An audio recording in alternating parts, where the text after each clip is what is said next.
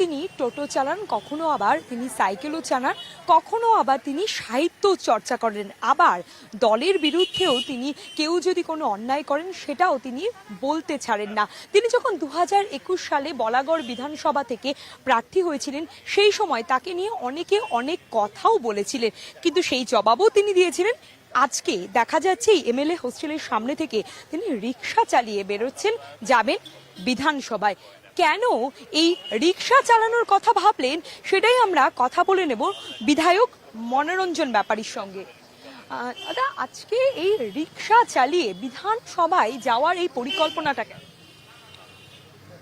তৃণমূল কংগ্রেস শ্রমজীবী মানুষের দল, মেহনতি মানুষের দল, খেটে খাওয়া মানুষের দল। আমি একজন রিক্সা চালক। তৃণমূল কংগ্রেস আমাকে সম্মানীয় বিধানসভার সদস্য করেছেন।